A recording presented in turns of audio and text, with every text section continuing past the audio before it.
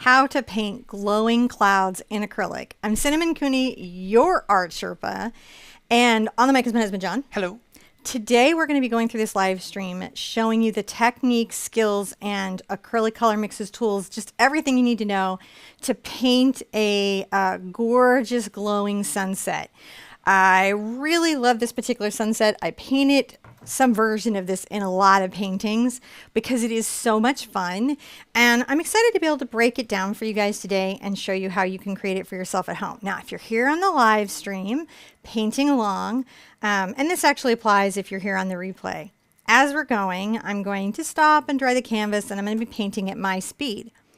Your at home painting speed may be very different, and that's okay. So what you're going to want to do is pause the video, even on the live, if you're feeling like flustered or rushed or overwhelmed, because that's not why we're painting. We're painting so that we can relax and enjoy creativity and the world that we live in, and definitely not to feel like we're in some weird art race to a finish line, because that's not how art works at all. I'm really excited to guide you guys through this. We're going to be breaking it down into steps. Materials are in the description below with a link to my website. You can also later find the timestamps. We are going to chapter mark this and timestamp it. So if you're painting along, you could find your favorite part again or anything. If you have a question during the live stream, put it all in caps so the moderators can grab it and put it into our little document. If you're here after the live stream and you have a question, you just put it in the comments below, because I check my channel every day to see what you guys have to say. Are you about ready to go to step one, John? I certainly Well, not am. step one, I guess the materials. You gotta go tell them about the materials. Materials. You gotta get mini-me. So the mini-me. I love mini-me. This is an 11 by 14 canvas. This particular canvas is Art Alternatives Classic Cotton. It's a canvas that I really, really like.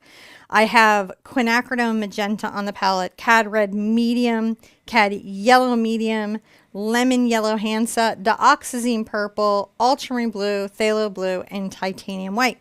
We don't really have any black in this painting, which I think is kind of exciting. So if you're here on the live, throw up your feelings about clouds in the comments. It's kind of great to talk to each other about your experience painting clouds. That's part of why we're here, is that wonderful community, and so you guys can be there to support each other. I'm going to go into step one, and it's going to be creating the first transition across my sky. So I'm going to be going from a light color to a darker color, and I'm going to use a couple techniques to get there because I want a really realistic effect. And I'm going to use my handy dandy 1-inch oval mop Princeton Select. It's got a, I keep seeing my bangs there. It's got a synthetic head on it, which means it's not going to hold as much water as natural hair. And I'm going to get it mildly wet and wipe it off on my paper towel a couple times. And then I'm going to go ahead and start loading up white paint. Now, if I need a little more water into the white paint, I'm going to dip very gently into my water, just the tip of the brush, get like a drop. And I'm, interestingly enough, going to come to the bottom of this and kind of paint it white first, which you're like, wait, are we literally painting white on white? Yeah, we kind of are. I'm going a little heavier in the water this time. And the reason that we are is sometimes it's really easy to over tint our paint and over darken it. And then also there's a thing called color shift where it darkens as we paint. So by kind of priming this with a little bit of white before we start, when I go to get some of my phthalo blue, and I mean, I just want a corner of it, and mixing it into my white, getting just the tip of my brush in there. It's got like a drop of water on it. I can start to blend down into this very light area and keep that, gosh, it is almost white, right? So to keep that, I've really got to be super careful and gentle with my pigment. As I'm going up, I can be a little heavier with the brush. If I feel like I've gone down with too much pigment, I can always come back into my white. Thank you for all the generosity of all of our supporters and the fans and the patrons and the commenters and the super chatters and the emoji club joiners and all of the peoples in the group saying thank you guys. I appreciate all of it. So as I'm going up, I went and rinsed my brush out of pigment, and now I'm back loading up a kind of darker blue, and I'm going to again transition into this. Because this paint is wet and the paint I'm adding is wet, I'm going to get a blend with that. And that's very nice. That's what I want. Want a nice blend as I'm going.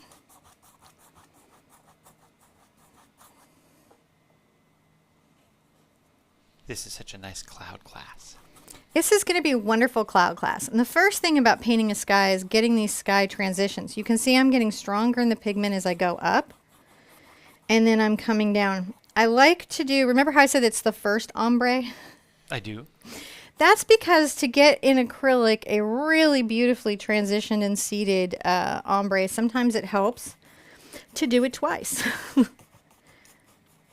The way that it glazes and layers can really, really make a difference. And you can see that I'm just painting this into the canvas, getting that first layer into the canvas. I'm working fairly quickly so the paint stays wet. I'll go ahead and rinse out a bit. And we'll go ahead and load up just a smidge of white again.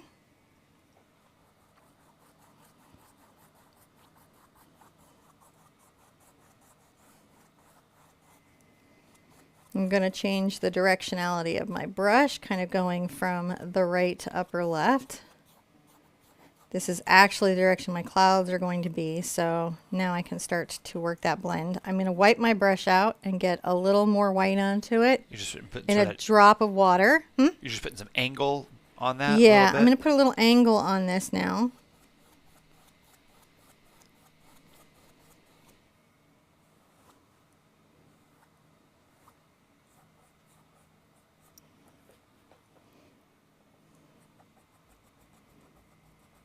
Really want to keep it quite light.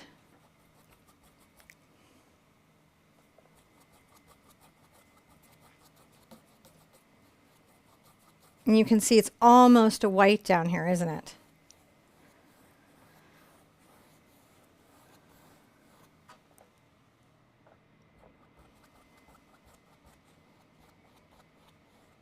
Just that first little ombre. Again, works because this paint and that paint is wet. I've got a soft brush and I'm blending in. Now, that can be challenging to get it first. It takes a little practice. If you've never done any blending before and you find that challenging, that's okay. Just take a note of that and go, okay, I'm going to work on my blending a little bit. These are all learnable skills. They're all doable skills. All of this stuff is super achievable. It just might be hard today, so don't be frustrated with yourself. Just go, okay, I'm learning something new, and learning new things can take a second, and that's all right. And hopefully many of the painters that have been here a little bit longer with me that are here right now will tell all you new painters in the live chat how practice and perseverance does make the journey. Yeah. And how they have gone through their own journey, because I can tell you that's true, but I'm on YouTube and you might be like, maybe that lady's lying to me for views. I don't know. But if somebody has been through it and they're like you and they go, no, I've been there and it's true. It just takes a little bit of practice. You know, that's going to be just super meaningful. I'm going to dry this. You dry it. And John is going to talk to you guys about the art store. Oh, wow. So the art store. That's a place that we have on our website now that works. Oh, wow. I can tell you about that. It works. You can go to our art store and buy stuff. I forgot how kind of excited about this we actually are. Just, man, we're so busy doing all sorts of crazy stuff. Rebuilding the studio and doing all. But the art store, it's open and it works. And we have a lot of really great products out there. We're getting more and more every day. I want to say we have thousands of products. Like we're certainly we may be into the several thousand, I think safe to say. More than a couple, more than a few, probably into the several. You know, we're not into a dozen yet. Dozen thousands, tens of thousands. Not there yet. But we're getting there. You know, we're going to work on it. Anyway, we've got a store and there's all sorts of cool stuff. If you go in there, it's a great way. We really work hard to do really competitive price analysis. And we work with our manufacturers and the vendors and their suggestions, and we really are doing the best job we can to build a modern store that is really there to adapt and serve your guys' needs. So we're kind of learning as we're building it. We're working with all of our partners. We really appreciate your patience while doing it, but check it out, theartsherpa.com. Our store is there, and it works. So it's real. It's a novel. Shameless self-promotion. Yeah. Okay, so we're on step 2. We're on step 2, and this is an interesting step. This is one I want to introduce you to. When you're trying to get to skies like this, where you're really, really getting the sky, I highly recommend this, because this makes this technique really possible with acrylic. It's Gloss Glazing Liquid Medium by Golden Artist Colors. We do have this in the store. And this is like my favorite product. I love it so much. And I can promise you I am not sponsored by Golden or any. I mean, I know people over there, but they don't even send me paint. We're just chill. We're just friends. I can take the tour. It's groovy. But I do really, really love this product. And I felt like it was life-changing for me in acrylic. I think it will be life-changing for you. I understand on budgets that can be hard, but I do think this is one of the things worth investing in. And what it's going to allow me to do is create another type of transition over my acrylic, where I can get some depth of color and make some other kind of glowing implied stuff. It's real fun. I'm going to take my same brush. I'm going to make sure there's not too much water in it. And I'm going to take my ultramarine and my phthalo blue together. I really like them together. And I'm going to come and get some glazing medium on it. And I'm going to come up here into the sky and start to glaze the depth of color. Now, this product does come in a matte and a semi-gloss, and that is how shiny the finish is. And I like gloss. I have this weird belief. I have no scientific evidence this is true, nor have I asked Golden if this was true, but I have a belief it's more blendable.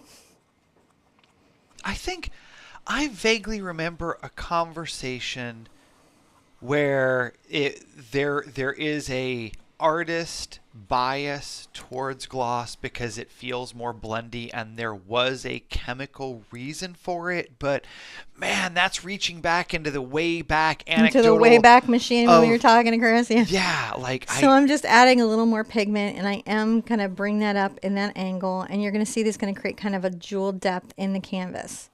Right now I'm going to wipe my brush out a little bit, and here's the trick. I'm going to come into just my gloss, just the gloss, and I'm really trying to take the pigment off.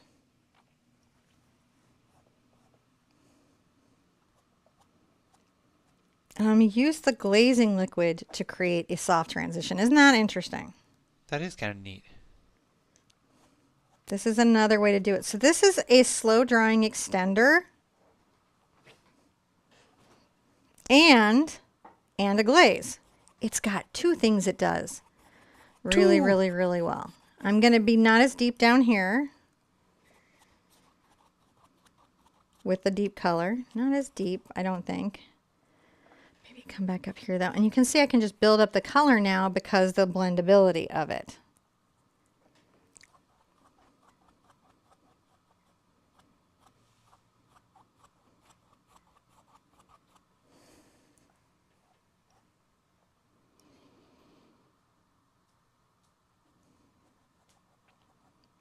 I can add a little more white here. And look, blend it very easily in.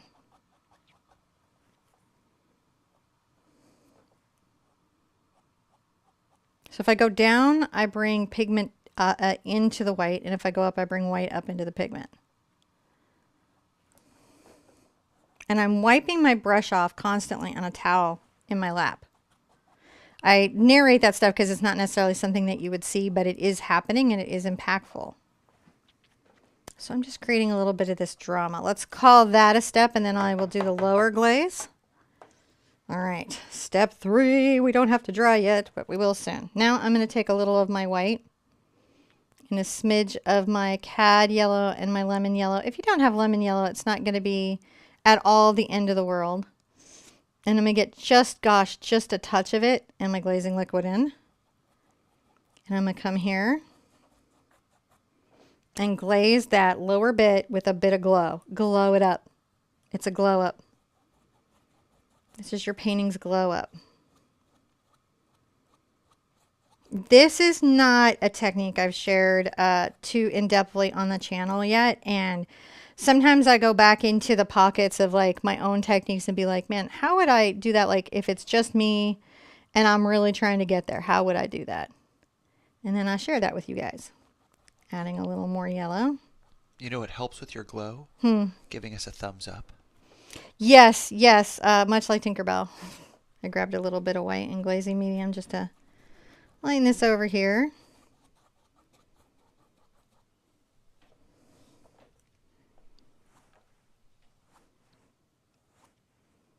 Tough to beat this.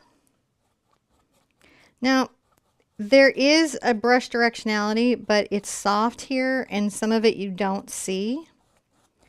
And so keep that in mind, that as we're going, like somebody might not see that brush directionality unless it's streaking. So I really feel like this works with the right products and is tough to do with a brush and water. Now, I do think this brush is helpful. If you only had satin glazing liquid, could you make that a go? Yeah, totally. Again, I do feel like some of it's in my head because my mom prefers satin totally. So I think some of it's in my head. You know, in general, it's like, you know, you can always try things on a little scratch bit of canvas or things if you have a question about it. That's always such the best way to do it. I'm going to put out a little more white a couple places because I really kind of got my white dirty. Especially with like star techniques. That's a good place. Like practice first on spare canvas. Yeah, I think so. Very, very, very, very much. Now, this does take longer to dry, and we do need to dry it thoroughly. Okay. While I'm doing that, John can talk to you about the books we just published. Oh, good. Yay! More stuff I get to talk about. So, right. Books. That's one of the reasons why we've been so busy. Besides taking apart the studio and putting it all back together. Yeah, books. And they're available on Amazon. We have a hardback and a softback. The hardback is on a better quality paper. And they're a thick back. They are more expensive than the softback, and the softback are on a thinner paper. Now, if you're strictly, the reason why we made the softbacks the way that we did is we tried to make them as price available to everyone as possible, meaning we didn't really mark them up much. We just sort of, created a baseline for them and said, okay, let's just get this out there for everybody. And then we made a nicer version, which we really quite like, is the hardback version, which has really heavier paper and it's a little thicker. And like someday, it's anyway, we like them. They turned out really good. We're really happy with those. I think 2020 is out and 2023 is out. 2022 will be next, and then 2021, and then maybe we'll see what we do around 2019. But we have the big acrylic painting course, and a couple other, we're working on cloud courses and all sorts of things. So all those are going to be turning into books here over the course of this year. So expect lots of books, a lot coming up. And all of those kind of coincide with our school, which is sort of getting bootstrapped up on the website. And I'm not sure how easy it is to find, but if you go to our website and you click Begin Here, it brings you to the big acrylic painting course, which is now on our school. And I'm pretty sure that one's free to take. You can go through it, and it really gives you a great place to start, learn where to go if you've not done this before. If you're like, hey, I don't know anything, where do I begin? Begin there. It's a free course, and it just gets you going. Long time. No, it's okay. I was segued into other free things they can do. I feel like my canvas is a little bit darker than what I'm seeing. Oh, it is. I'll have to adjust that. We were, what? Earlier on, we were worried. It was too dark, and then I was like, "Oh, it's too dark, John. It's too dark." And you were like, "But I think," and I was like, "No, it's too dark." And you were like, "But I think." See, so we'll tell everyone we have a new studio. Oh, there we go. A little bit more. There we go. No, somewhere in there. There we go. I think that's closer. Oh, yeah. Oh. I don't think it's that streaky though. No, it's not. But what happens is I pick up. This camera is really interesting about picking up. Now it's got green on the bottom. Nope, I think we were better before. We were. This thing is all wonked out. Oh, now it's just. This lets you know that what you see on the screen is often. This is nothing like what I have on my surface. All right, so let's go back down to we got there. We just try to make sure that stuff matches on the camera. Oh, that's not it at all. That's too green. So green. So green. And what part of that green bias is from the Do you want to see what the side camera sees? Wow, that's just a white sky. yeah, it's just blue. Wow. So what So happened? blue is not John's favorite color to balance And too. so part of this is we have so much problem with this blue-green contrast in this background. Have. So as you can So see, what happens is sometimes the camera will up the contrast between the transition, but this Let me- transition is actually not that visible. let me see if I can. Whoa, let me fix this. I'm just gonna reset this whole camera. And Is this live? it is. It is live. All right. Well, John is setting the camera. I'm going to talk to you about this brush. I think this is the must-have. This is one of those must-have brushes for painters. If you're doing clouds, if you're working with acrylic, and you're trying to do soft transitions or very airy-fairy blended effects, skin tones, gosh, so many things, trees. It just does so many things. I think they're necessary. The Princeton Select number 12 round blender. If I made another brush line, for sure, I would have a round blender in it.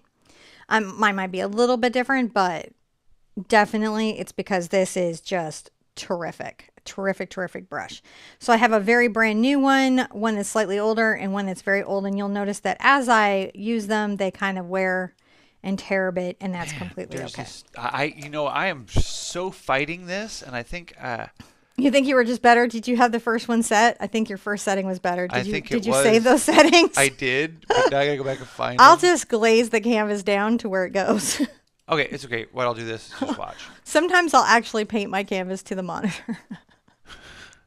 Just kind of non-intuitive, but I'm gonna see if I can do this. We're all, all right. this is While a live John's thing. doing that, I'm going to take my round blender and get it mildly wet, wipe it off on a paper towel, and I'm going to mix some Doc's purple over into my phthalo blue and ultramarine mix, right? And it's going to give me kind of a deep, deep indigo.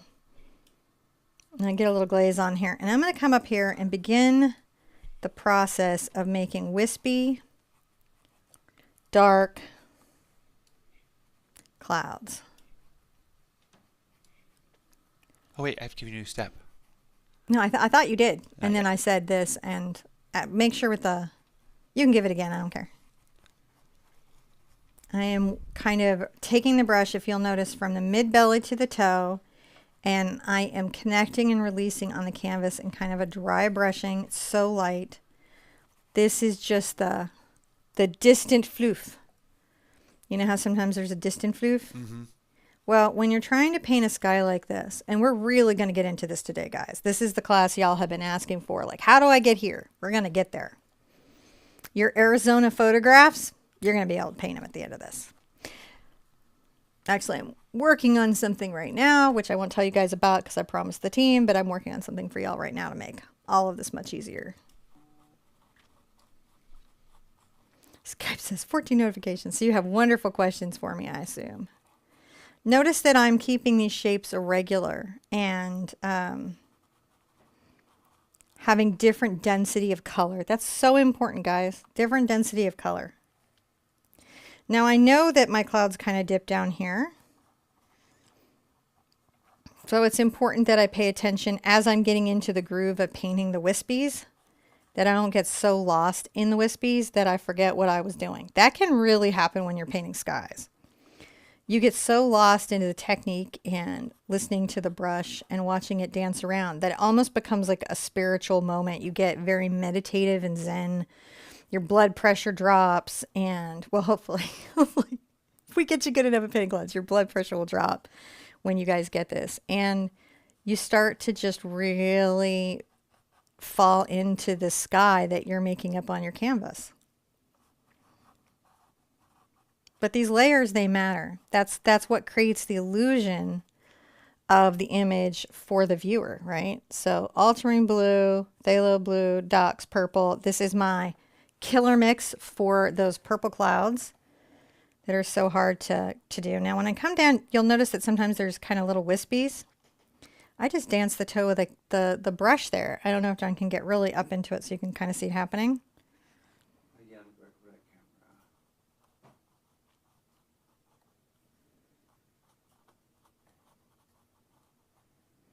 We're just making these just such a wispy. Sometimes, you know, when we're painting fast, we don't paint all the little clouds, but now today we're going to paint. Look at those. Just, don't they look atmospheric and far, far away?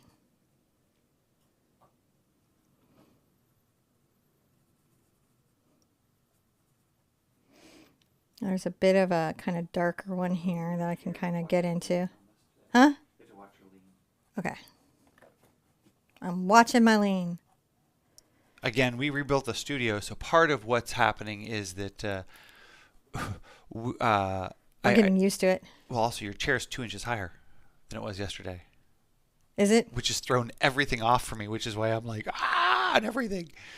Because we adjusted it. Well, what I always say to John is, because he'll be like, but you lean into the scene. And I'm like, yeah, but they need to see this view, so I've got to get over it. You just tell me that I'm leaning in. And he's like, but you don't like it when I tell you that you're leaning in. And I'm like, well, I'm going to have to get over it. And he's like, but you don't actually get over it when I tell you that you're leaning in.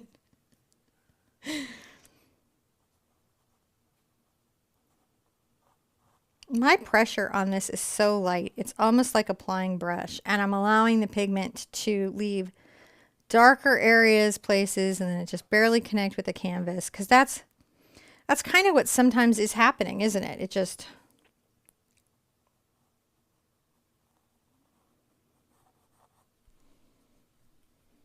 What's the name of that blender brush? Oh, the blender of all blenders that you should have, the number 12 Princeton Select. I do believe we have those in our store.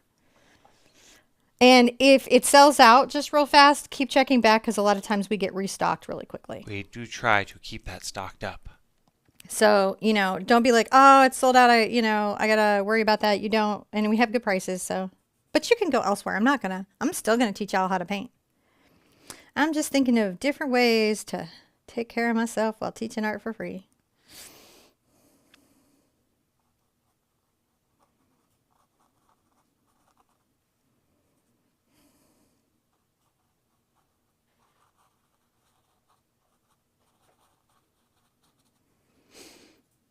Just getting those wispies in. You got to do the work of the wispies.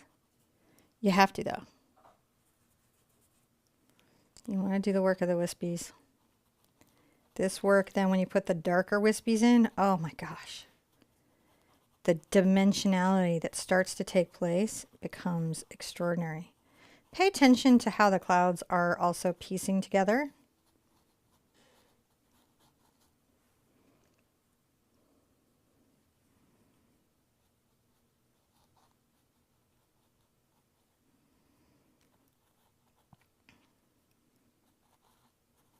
That becomes super important as well. How do the clouds piece together? Where do they make solid masses or break up into little patterns? I don't know if you've ever stopped just to paint different types of clouds. Or if you look out the window of a plane ride and just imagine how you paint those clouds that are, the plane is flying over with the light dancing across them. I do. I just am so fascinated by clouds all the time. I have this really interesting experience where I have this partner who is constantly painting clouds, so I'm all the time going, I wonder how you'd paint that, and then I watch you do it, and it's like, wow, that's pretty cool. Not what I thought at all. John so puts up with all this, I gotta tell y'all. I don't put up with it. I just like, I am, professionally, I have more hours watching paint dry than perhaps any other person in the world. Few other people. I believe there are paint manufacturers that probably have people who rank up there in hours that watch. No. I think that's why they still like you at events and stuff like that, because you're like, they know you're there that much.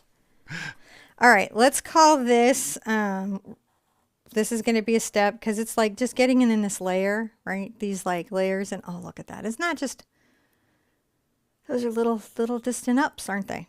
Okay. Do you give us a new step? There's your step right now. Step 5.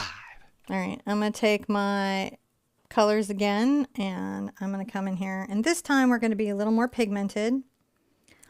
And we're definitely going to make shapes that are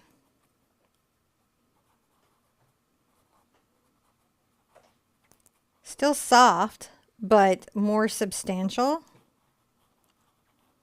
than our wispies.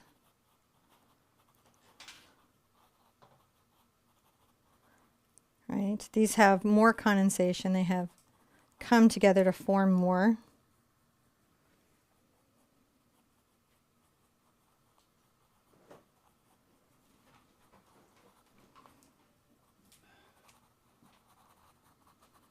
And you just look at your reference and you just try to create. You don't have to be completely beholden to the reference, but let the reference guide you.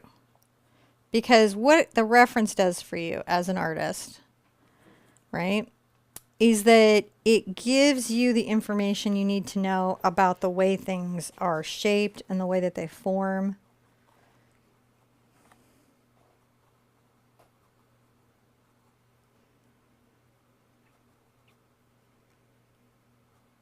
Now, one thing I might do for myself is I might come here and I'm going to get a little of this glazing liquid. And I'm going to maybe tell myself just a little bit about the edging of this cloud bank,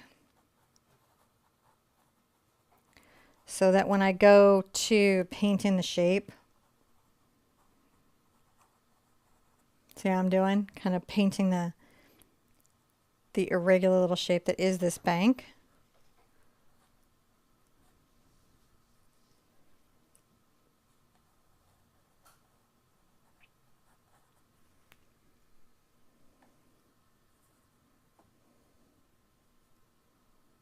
And I know I've got some bottom work here. I can come in and get a little purple, interestingly enough, in there. And I'm going to grab a little bit of my Cad Red and a little bit of my quinacridone magenta, kind of a crazy color. And I'm going to let myself know that here at the bottom,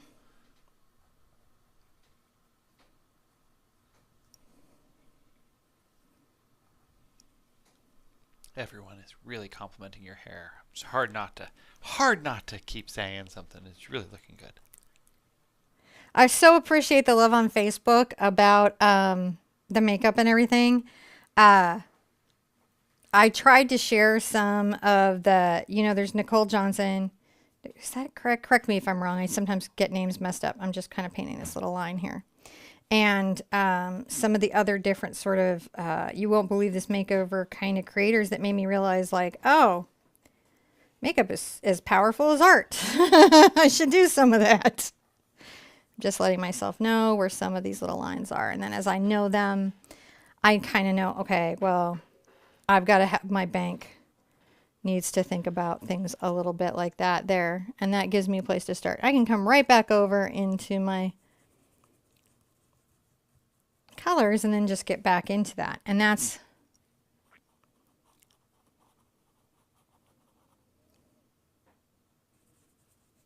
and I don't mind the glazing medium because it allows me to do some pretty playful stuff as I build up the cloud bank. Don't be afraid to build up your cloud banks. Maybe I'll bring some of this color over there because it's just wild, isn't it? Can all tie in together.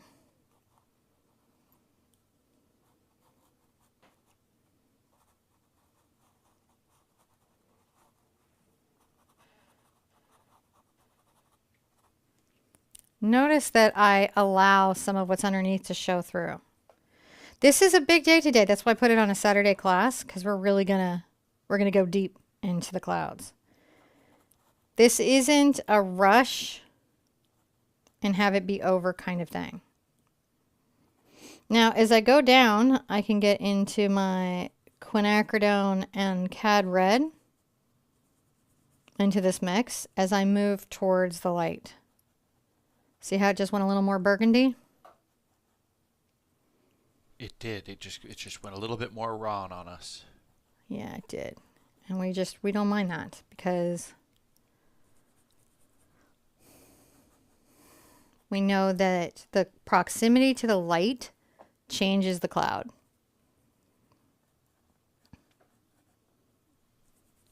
So I can always just come back into my blue and ultramarine blue, right? And I just keep playing, and I haven't even rinsed my brush out, have I? It's so powerful.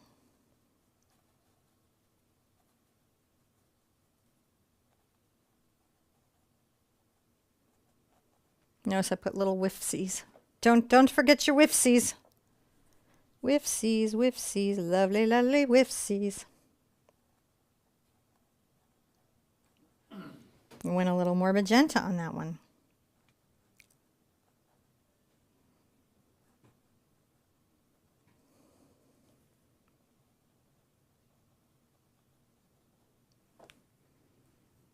The details.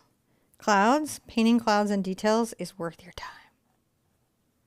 It is. Super, super worth it. I like watching the clouds come together.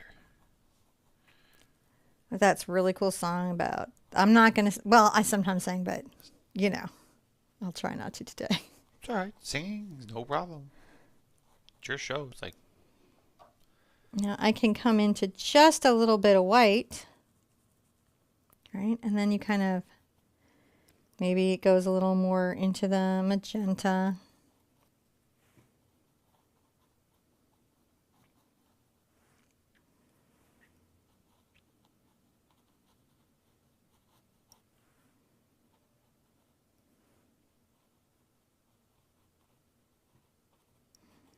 I'll just work it out over here.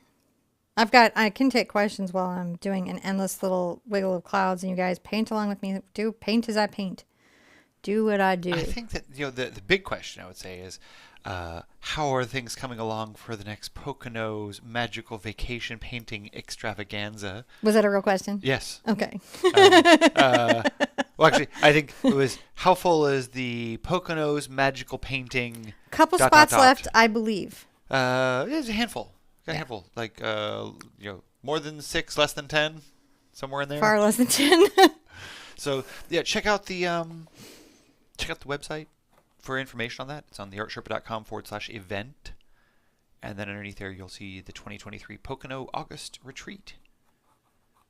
Sometimes I come up and I bring some darker cloud up into those. It's a great place to look at clouds. It is. It's a great place to look at fall color. It's a great place to look at clouds. You know, Pennsylvania is a great place. They have all the golfers. They have the golfers. That's right. If you're a golfer watcher, it's the first PGA Tour. It's the first official PGA golf hole tour, whatever, in golf. So all the golfers are there, and they're in all the golf club stuff. I'll go over more to the blue when I come back up high. They are into all their golf club stuff. So if you enjoy watching the golf life parade by, it's there. Yeah, it really is. And it's fun. There's a lot of drama on the golf course. There is. Just a lot of drama. Something we've all noticed, because it was a weird place to hold the first retreat, and then we just realized we loved it there. And but one of the things is watching golfers lose their temper over the game. Actually, it's fantastic. Or just the bets going on in the world. So you can see I'm adding some depth to some of this. Right? Let's call this a step, because that's quite a lot to get in.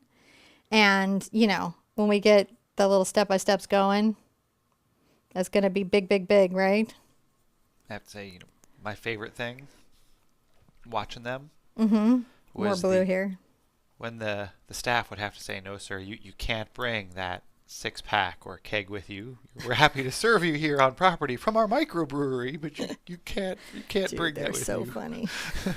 Despite all the signs, that was probably my most fun thing, watching them awkwardly say no. I think my most fun is watching these single golfing dudes come by to hit on show I think they're semi-single. I don't know what this is. I think they're what it is the curiosity is getting the better of them.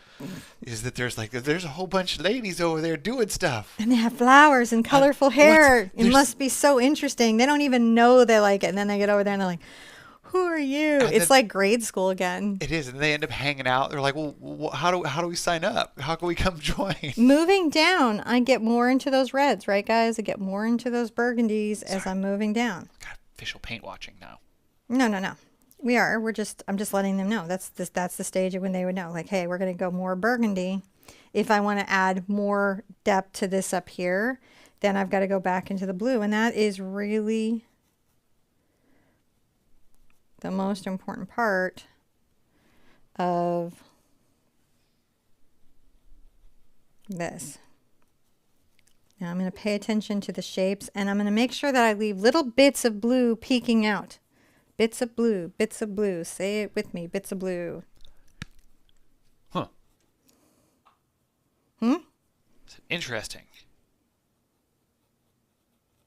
Now I like to put this here, and the reason being, guys, is that we do this layer on the clouds where we add oranges and yellows to this underside. But you have to have the burgundy kind of underneath to start that. Bits of blue, bits of blue. Gotta leave our bits of blue. Sorry.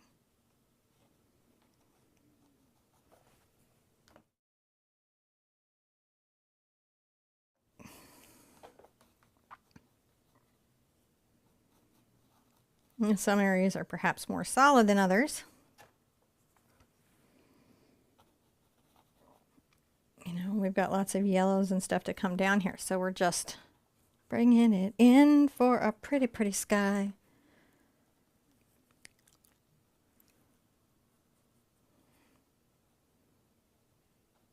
I'm going to make little kind of pufflet areas.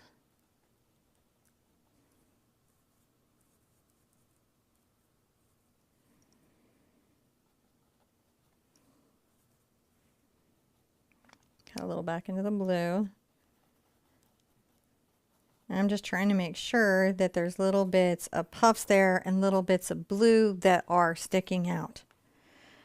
I'm going to go harder into my blues and come up here and, you know, kind of maybe add some more. On stuff like this, you build up layers.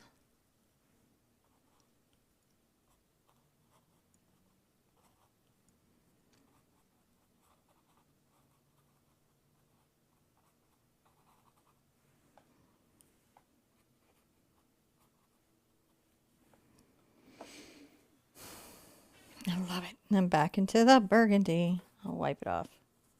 Burgundy, burgundy, burgundy. Back into the quinacridone.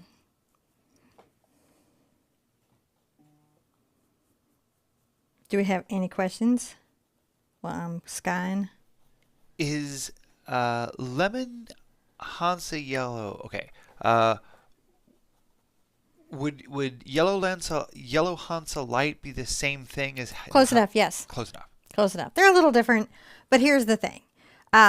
They're close enough for the color mixing properties of the light. So the light tends to bias a little green. The mediums and darks tend to bias a little red and go a little more orange, right? So when you're doing the light lemons, it allows you to get some very specifically dramatic kind of, you know, touches of yellow-green colors. Now, again, the reason I said it's not like super, like you could do it without this is we're not using such a heavy amount of lemon yellow.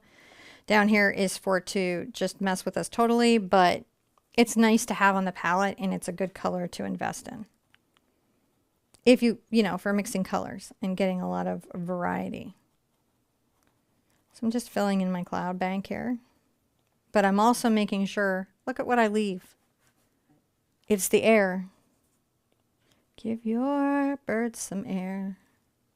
The birds have got to have air to flow through, right?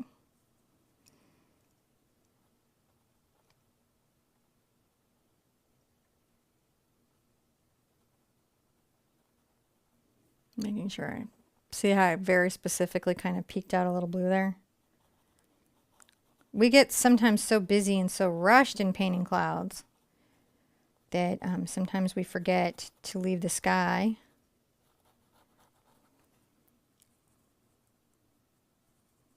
A little more cad red, a little more quinacridone here.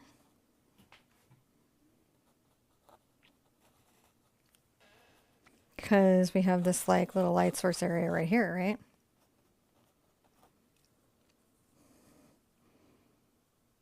Glazy medium not only lets me, you know, blend, it lets me have the paint go farther. It's an extender. It says all this on the bottle. So you don't have to just know that stuff. Golden makes sure that they tell you what a thing is.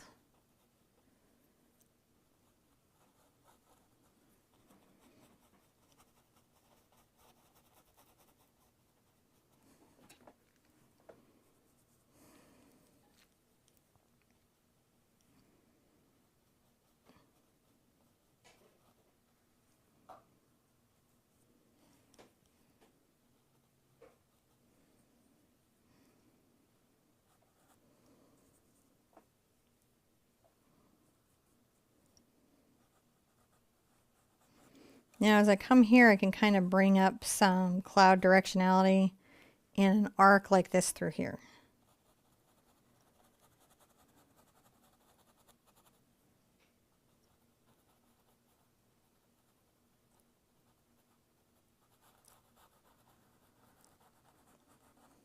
Leaving little bits of blue.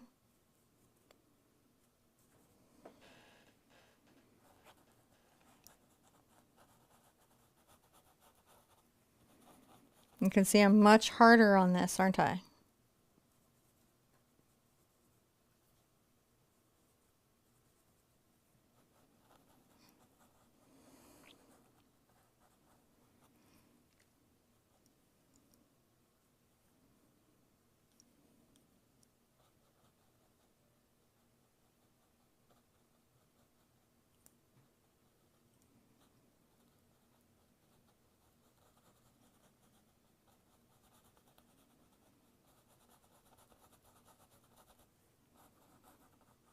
More solid through here.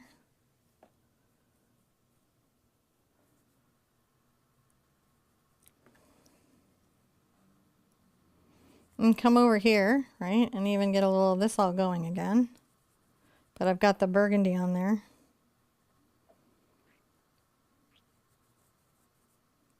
I went back into my red. I'm going to add a little white to it for down here. It's an interesting color to sort of find. I'm going to just speak to the little bit of purple.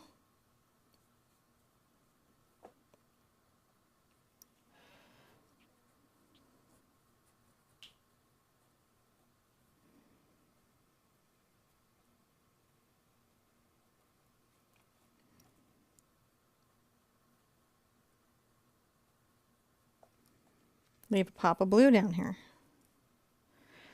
Be real, like there's a lot of nice little specificness, so I just want to...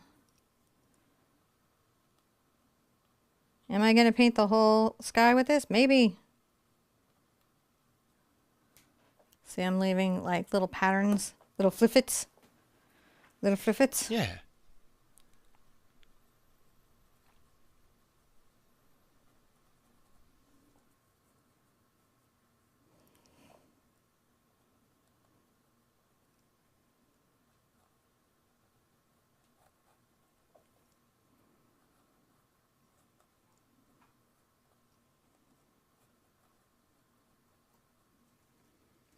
Bringing that down, right?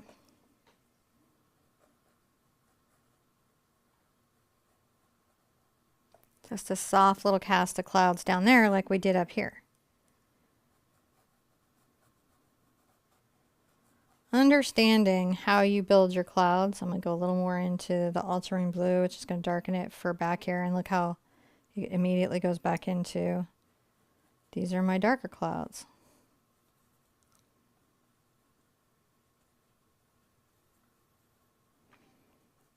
Leaving little pops.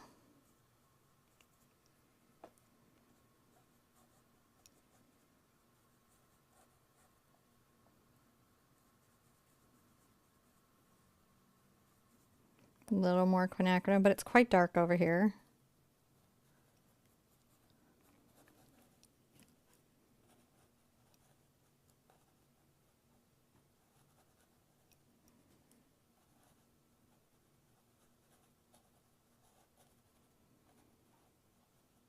And I'll bring some of that up into the blue. We are actually going through this a lot faster than you think. Sometimes doing scapes like this, cloudscapes, sometimes just the getting into it and practicing it is all you need to get better at it. Because when you only paint clouds when they're part of the subject of another part of a landscape, sometimes you get so into the whole rest of the piece, a little more blue, that you forget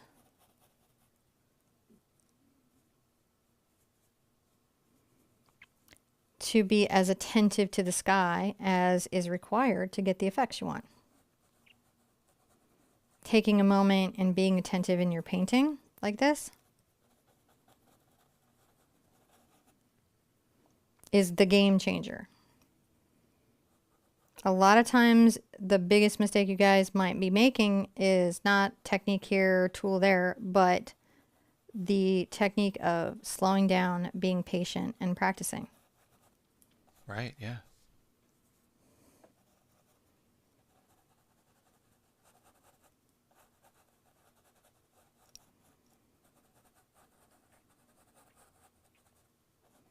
Fairly solid here. And I like that. And boy, does that look super duper good. All right, I'm going to rinse out my brush and dry it off thoroughly. I'm going to dry this with my hair dryer. Oh, wait. First, John, can you microwave my coffee? Because I got to sip some coffee. Surely. Do I have a question I can answer while you're microwaving my coffee? Let's see what we got here. Asking about, so they're asking about the courses, specifically tint, tone, shade, color courses, color theory courses, and adding that to the school. Yeah, so on the school, we have Acrylic April 2020 and 2023. We have the beginner acrylic painting course, which is free over there. 2022 and 2023, and the 2020 is being added. Oh. I know it's weird how that happened. Okay, then I don't know. I got to go back over there. Okay. 2022 and 2023, 2020 is being added. We're going to try to get as many of the years up there as we can.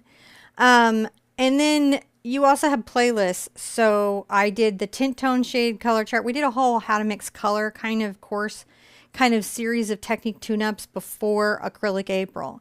And it's in that playlist. And it basically goes into from everything from how to read your color wheel to understanding the terms of color, the color schemes, what all the words are, how to use it, why they go together, why we pick the colors that we pick, and how to mix them, including the 8 colors that you just have to have. No, it's perfect. So that's what that is. Now I'm going to sip this. I'm going to also dry the painting. John is going to talk to you guys more about those courses. Okay. Moderators can drop their favorites from it because those deep dives make a big difference in your outcome. So yeah, the courses, it's available on our website. Like I said, if you go up there and click on the button, it's one of the big buttons at the bottom that says "Start here" for the big acrylic painting course. That'll bring you right to the school, and the school is where we're trying to take the next level of organization so that it's real easy for you guys to say, I can go to a place, find a lesson, find a course that we've put together, and all the resources for it, and a lot of times we're adding extra videos, extra resources. The downloadables are all located inside there. It's just a really taking that education piece to the next level. Now, we try to keep all the stuff available for free here on YouTube and all the places that we post all this stuff up, of course, for you to download and try to get access to that. But sometimes here it's just much more convenient, and we do charge for some of those sometimes, like the books that we sell on Amazon. You don't need the book, but if you buy it, it really helps us, and a lot of times it helps you. We spend a lot of time developing and designing those books so that they're really user accessible. Same thing with the school. We spent a lot of time and energy designing and getting this sort of the right toolkit, and we license the school technology so that it's really nice for you guys. Hopefully there's going to be an app extending that here pretty soon. So lots of Neato burrito, and actually in the burrito of Neato. The Neato of the burrito? Yeah, it's coming for all the school stuff. And 7-step. 7's going to put us in heaven. Like We're a going to be 7-layer so burrito. enjoying it. So I'm going to really rinse all the pigment out of my brush. And there's quite a lot in there, so sometimes I have to go through several kind of swishes on my bucket, and then I have to check it on the paper towel. And if I really, really can't get it out, I will either change a brush or wash mine with soap. That's how important the color change is. And I feel like this still has I can't get it all out. But I'm going to go one more time because I really like this one today. Getting that brush devoid of the color for the color change, everything. Everything. Okay, now I'm going to take a little bit of my lemon yellow and my cad yellow together. And there's a bit of white in there. And I'm going to come down here. And I'm going to begin to very carefully kind of mix in maybe even a little more white. The little wispadids. There are little wispidids that are happening here.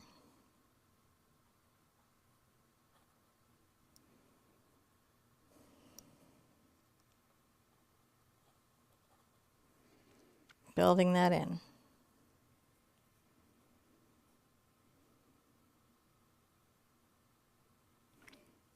And I try to really think about how the little shapes, little wispies out that way. Never underestimate the wispies. The wispies are a big, big deal. I can take a little bit of my cad red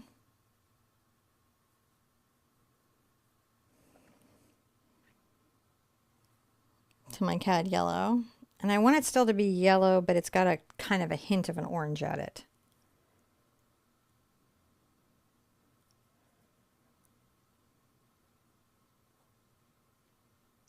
And I'm making these irregular little cloud shapes very, very carefully, right?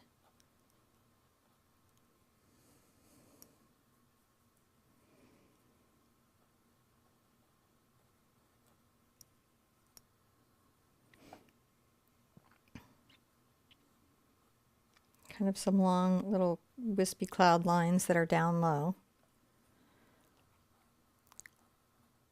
Isn't that wild how that immediately starts to happen when it goes in? We start to really right away see it. Pull some little orange out here. I might even get a little of my previous magenta color mix that I had into that orange. And look how that creates some interesting transitions.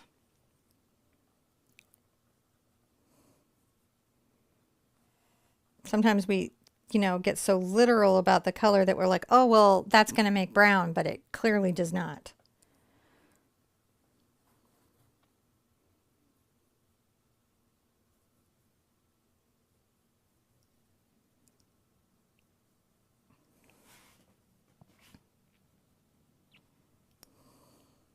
I'm going to wipe up and get just a little more yellow.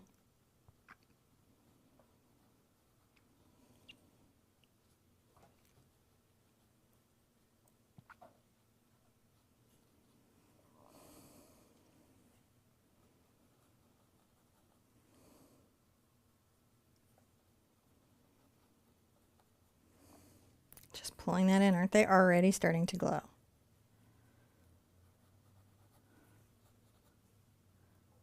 Get my glazy mediums so that they flow off my brush beautifully. And they have lots and lots and lots of control.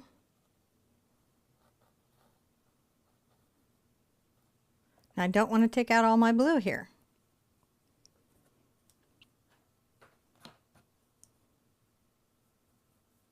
Little red over to my cad. I can even get a little of my lemon yellow in it. I like to mix them up together. Little more orange, yellow coming out this way.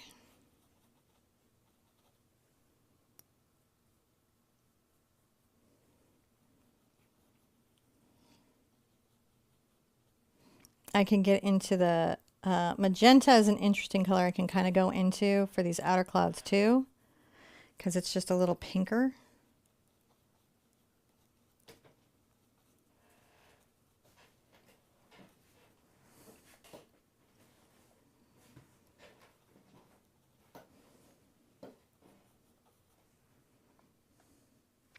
Just go along slowly. Little cad red, little magenta. Over to my orange.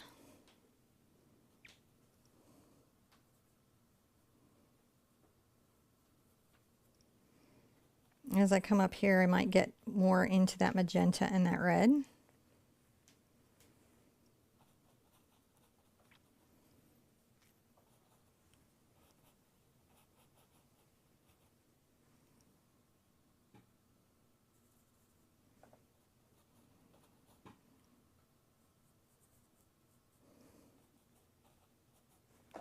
Starting to warm up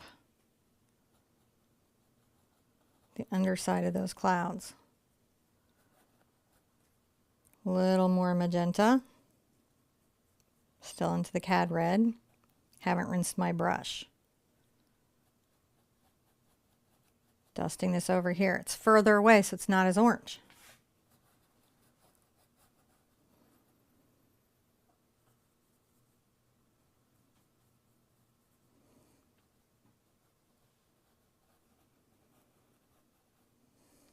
Coming underneath. And the reason that these clouds will look as if they're glowing is that we're going to very carefully, we know our light source is predominantly down here, so we're going to light them from underneath.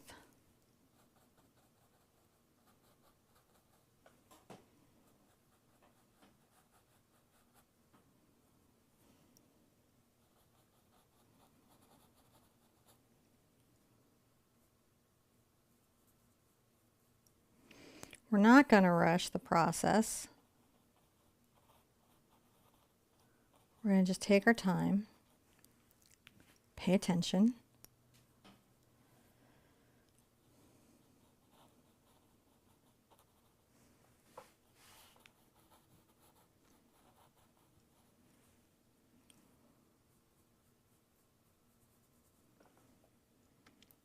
Sometimes I might go a little more into my cad red.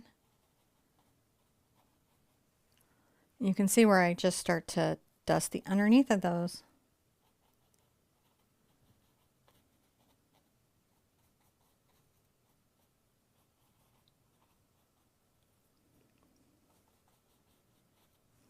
If I need more glazy medium, man, I'll get it.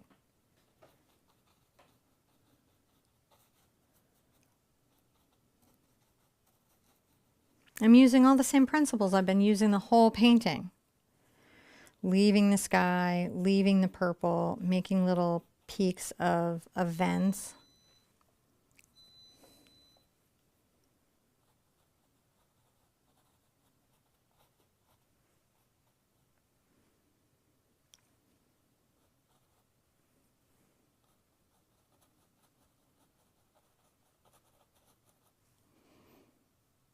Coming maybe more into this orange here.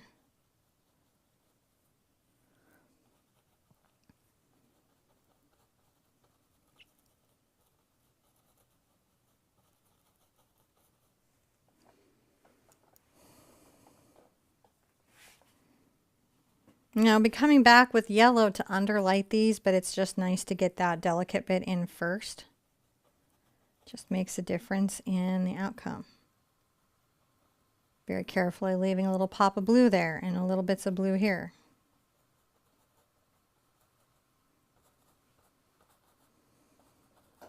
Let's go. All right, let's call that a step and rinse ourselves out very, very thoroughly. Step 8 is great. I'm going to add a little white to my brush. I'm going to come through here, back with some white. See how I'm doing?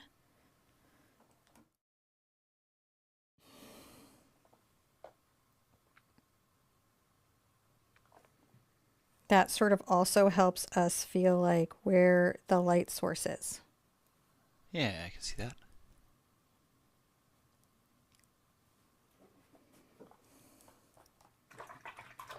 Gotta take those times. Okay. More drama, my friends.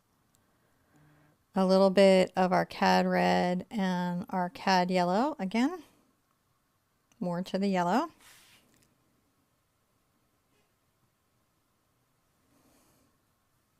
Begin to underlight and blend between those two spaces.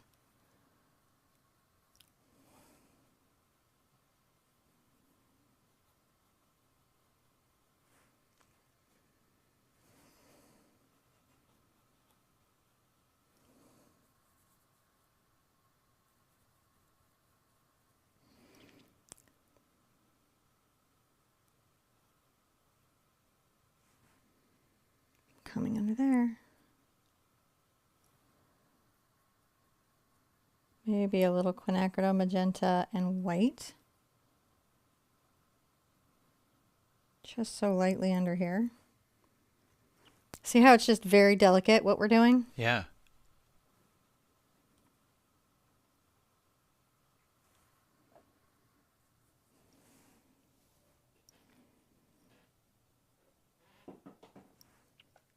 Just barely catching some of that.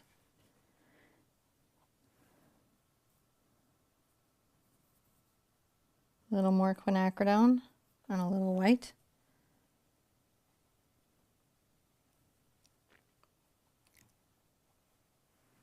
That's just gonna kind of cool that reflection down. It lets us see it. It lets us see that it's going up places. But it's not the drum and the fire we would get down here. So I just kept going more into the quin and then add a little white, but I hadn't really rinsed out my brush.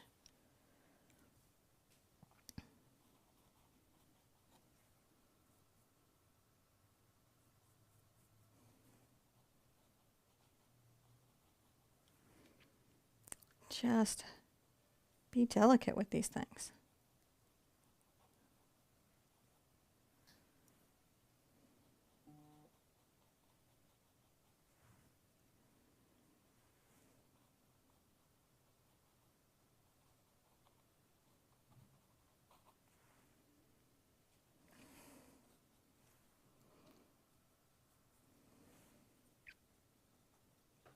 A little more quin back here.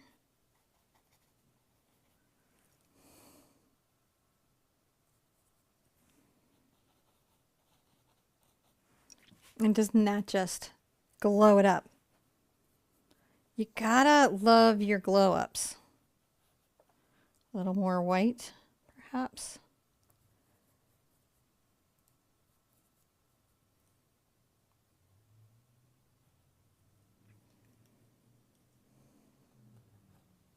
Come right here. So it's almost a pink, isn't it?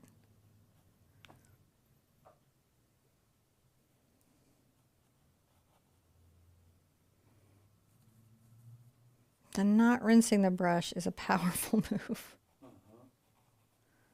I just keep dancing those colors in. And wow, I mean, I know you guys are loving it right now.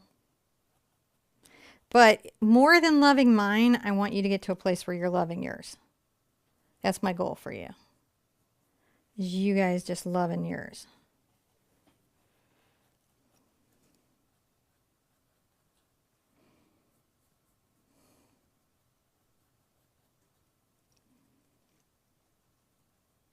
Just dancing it here just so gently. I haven't switched brushes, by the way. If I haven't convinced you this brush is worth its weight in gold, I don't know what would. You know? A little more magenta down here as I come through. And yeah, we still show the purple underneath. We're just recognizing that, you know, it's perhaps a little more dramatic and warmer down here. And we're warming up the clouds.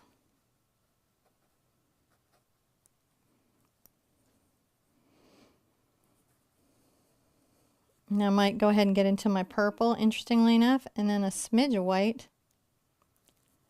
Wow, look at me go.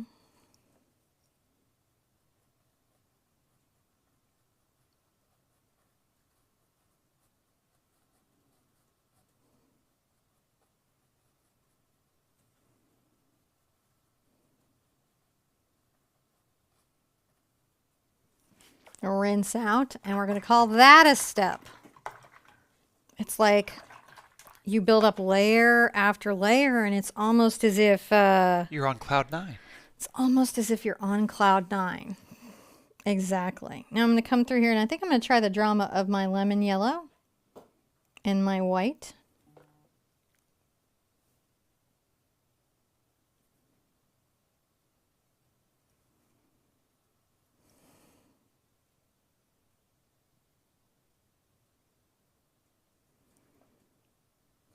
It's pretty dramatic.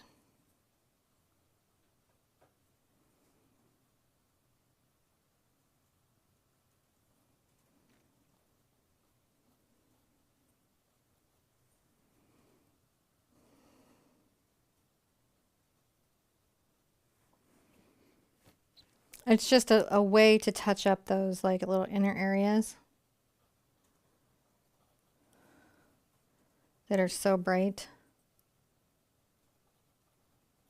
Almost as if they're fading out into the sky behind them, isn't it?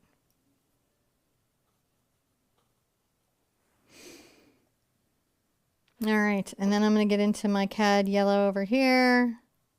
Actually, I might want to rinse. I've got too much white on there, so it's going to go creamy on me. And I don't want creamy. Sometimes you want creamy, but sometimes you don't. And I'm going to make a nice orange.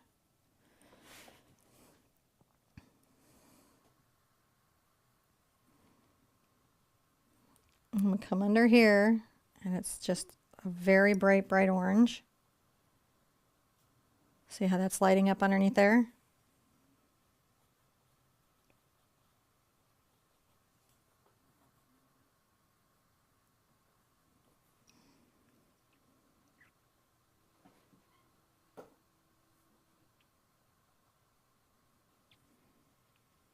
Just touch the undersides of the clouds. That's all I'm doing.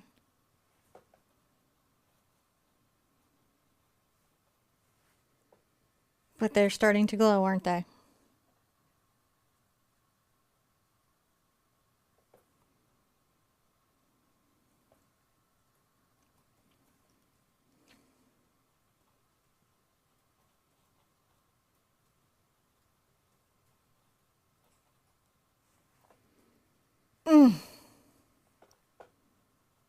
So the further up I'm going, the little more cad red I might have in that mix. The closer down to this, the more yellow I'm going to have in that mix. If you're wondering, like, how do I know where to go? How do I know what to do with that mix? I'm going to come down right here, John.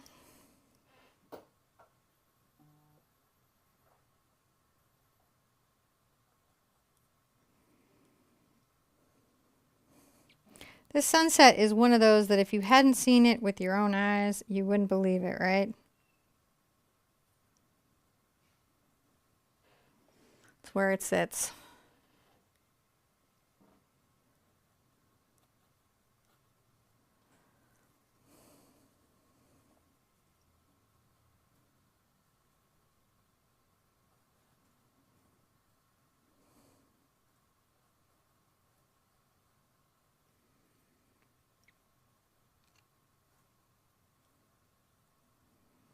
Can get just more into the cad red, and then it's going to be super dramatic from being just in the cad red.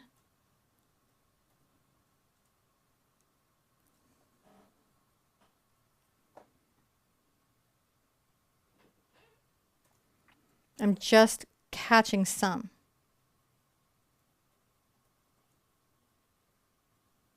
I'm not going, right? I'm just delicately painting what I have. How long could you spend on this? As long as you wanted, honestly.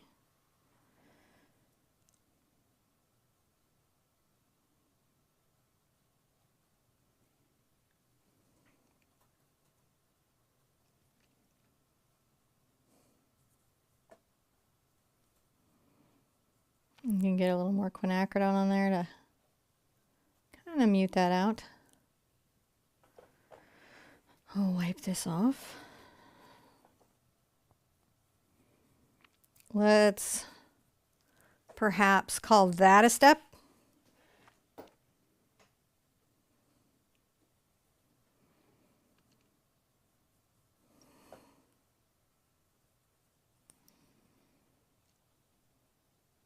You might get a little more of the magenta into that.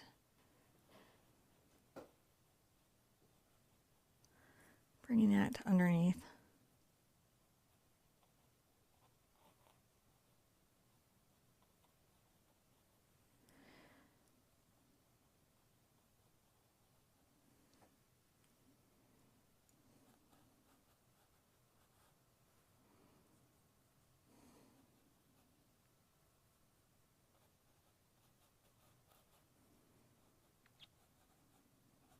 Not taking out all the purple, I'm just warming those undersides. I'm just toasting them up. Yeah, this seems nice. I'm going to rinse out. And I'm going to get a lot of yellow, a little bit of red.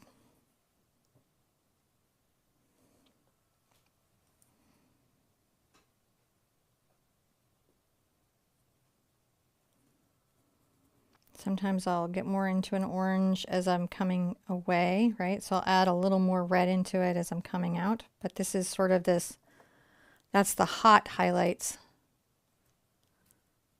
on the undersides of these clouds.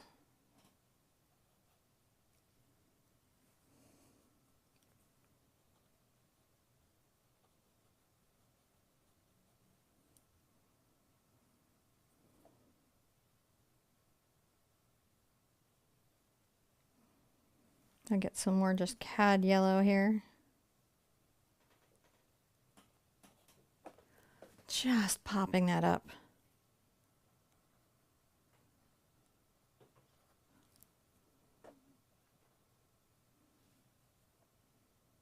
I need to tone anything back. What do I put into it? I put little red.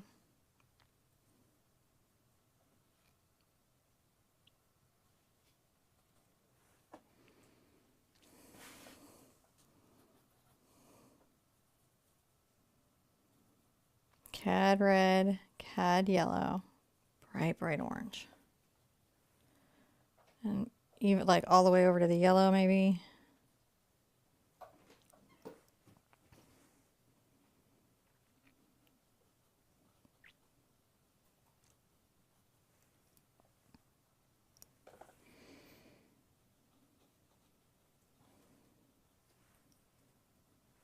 That's too much yellow.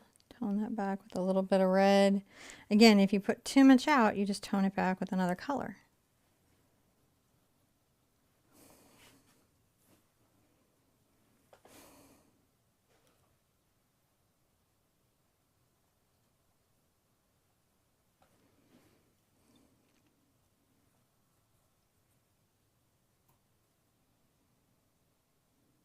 Closer to this, more yellow.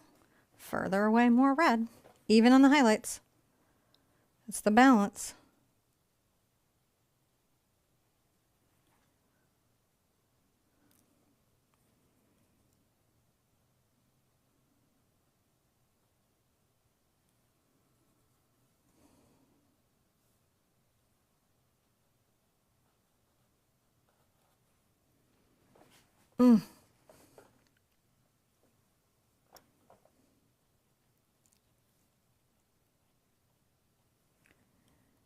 I love when we get to do a class that's this invested in the result.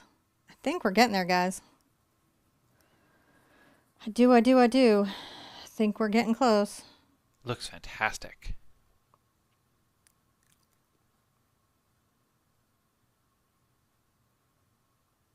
Just see me kind of warming little hot spots up sometimes.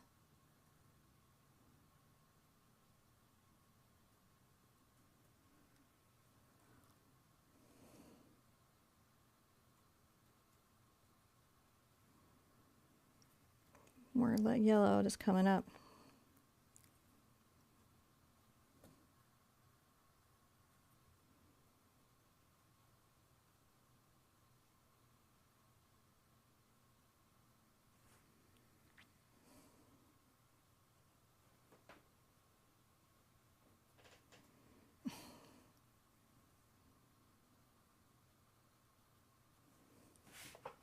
I really think that I'm very happy with where this went. And I feel like we had a nice deep dive today into a really gorgeous sunset sky. I think it was exactly what the doctor ordered for Saturday. Look at that. Do that big on a 4860, your house will look amazing. Amazing. They do make these brushes bigger, so it's possible to do. Okay. I'm inclined not to sign this because I like the whole thing. I'm probably going to sign it on the back because much like the abstracts, I feel like a signature down here just interferes with this beautiful work that I did. Yeah. And if I put one over here, it would just pull your eye there. And I'm like, that's not where I want it. So I'm going to just sign the side or the back. Yeah. So as to not interfere with the design. That seems good. Oh my gosh. So art.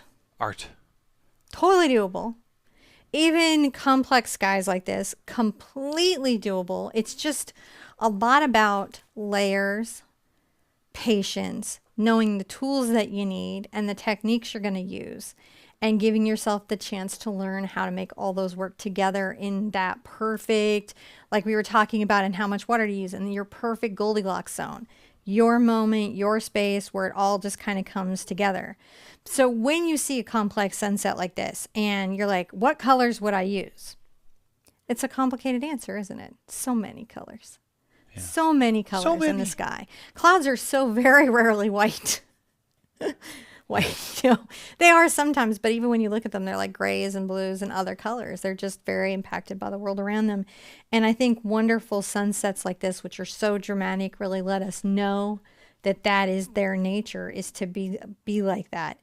I hope you're happy with your cloud study of a sunset. This is actually a type of painting. Cloudscapes are a technique of painting and are a school of painting. So you can actually do a sky as a subject of your painting. That's traditionally cool art, man. Yeah. Yeah. Guys, be good to yourselves. Be good to each other. And I want to see you and an easel really soon. Bye-bye.